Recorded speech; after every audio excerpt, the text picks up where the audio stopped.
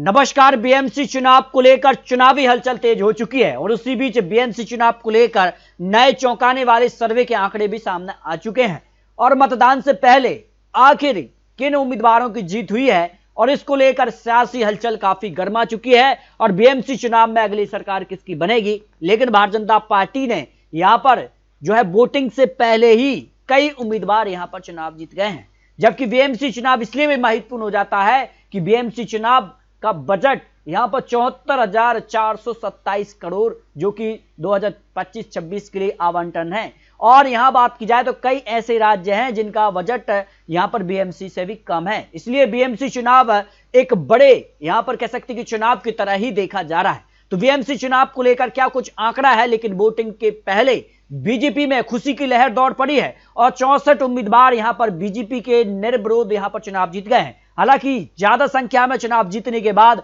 यहां पर शिवसेना यहां पर संजय राउत ने यहां पर चुनाव आयोग से शिकायत भी की है और उसके बाद माना जा रहा है कि क्या कुछ आंकड़ा होगा, लेकिन यहां पर 64 से 68 उम्मीदवार भारतीय जनता पार्टी के बिना चुनाव के ही जीत गए हैं और ऐसे में बीएमसी चुनाव को लेकर सियासी हलचल काफी गर्मा चुकी है। और जिन जिलों से यहां भारतीय जनता पार्टी के जो उम्मीदवार जीते उसमें कल्याण, यहां पर डोंबिवली नगर निगम से भी यहां पर बीजेपी के कैंडिडेट जीते। इसके बाद पुणे, पिंपरी चिंचवाड़, परनेल, भिमडी, जुले, जलगांव सहित अहिल्या नगर निगम में भी यहां पर भारतीय जनता पार्टी के उम्मीदवार जीते हैं। लेकिन इसके बाद चुनावी हलचल तेज हो चुकी है और इसी बीच बीएमसी चुनाव को लेकर सबसे नया सर्वे भी सामने आया है, जो कि यहां पर असेंडिया का जो सर्वे है उसमें अगर बात की जाए तो यहां पर मराठी वोट को लेकर आंकड़ा सामने आ रहा है। उसमें अगर बात की देखिए मराठी वोट बीजेपी शिवसेना के लिए यहां पर 42% यहां पर वोट शिवसेना शिंदे गुट को करेंगे। मराठी जो वोटर्स हैं उसमें शिवसेना एमएनएस यहां पर एक साथ आई, सबसे ज्यादा 44% मराठी वोट उनके पक्ष में जा सकते हैं।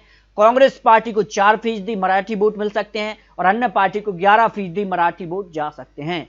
मुस्लिम वोट बैंक की बात की जाए तो बीजेपी शिवसेना शिंदे गुट के लिए 11% यहां पर जो है वोट जा सकता है। 28% शिवसेना उद्धव गुट एमएनएस के पक्ष में और 41% कांग्रेस के पक्ष में जा सकते हैं और 20% अन्य के पक्ष में यहां पर जा सकते हैं। अन्य यहां पर वोटर की बात की तो 53% बीजेपी और यहां पर बात की जाए तो शिवसेना शिंदे गुट के पक्ष में, 15% शिवसेना उद्धव गुट एमएनएस के खाते में और कांग्रेस के खाते में 19% अन्य वोट और 13% अन्य पार्टियों के पक्ष में बीएमसी चुनाव को लेकर जो आंकड़े सामने आ रहे हैं। यानी मुस्लिम वोट बैंक सीधे तौर पर कांग्रेस को समर्थन करते नजर आ रहे हैं और ये बड़ा कारण है कि बीएमसी चुनाव में उद्धव ठाकरे और एमएनएस को बड़ा नुकसान यहां दिखाई दे रहा है। अन्य वोटर भी यहां पर भारतीय जनता पार्टी शिवसेना शिंदे गुट के साथ ही नजर आ रहे हैं 53% के करीब। और ऐसे में ओपिनियन पोल के आंकड़े भी यहां पर बीएमसी चुनाव को लेकर महायुति यानी एनडीए के पक्ष में 119 सीटें जा सकते हैं, जबकि महाविकास अघाड़ी के पक्ष में यहां पर 98 सीटें और अन्य पार्टी के पक्ष में 10 सीटें हैं।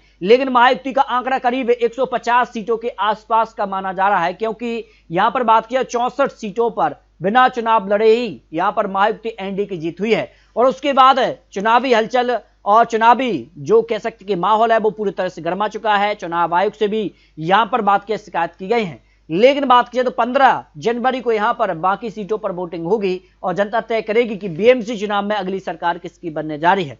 तो बीएमसी चुनाव को लेकर आपको क्या लगता है? बीएमसी चुनाव में क्या उद्धव ठाकरे एमएनएस का जो गठबंधन है वो यहां पर जीत हासिल करने जा रहा है या फिर भारतीय जनता पार्टी और यहां पर कह सकते एकनाथ शिंदे की पार्टी यहां पर सरकार बनाने जा रही है? हालांकि अजीत पवार यहां पर बीएमसी चुनाव में यहां भारतीय जनता पार्टी का विरोध करते नजर आए हैं और ऐसे में कितना नुकसान इसका हो सकता है ये काफी महत्वपूर्ण हो जाता है। तो बीएमसी चुनाव को लेकर आप रख सकते हैं। मिलते हैं और नए आंकड़ों के साथ, तब तक जय हिंद जय भारत।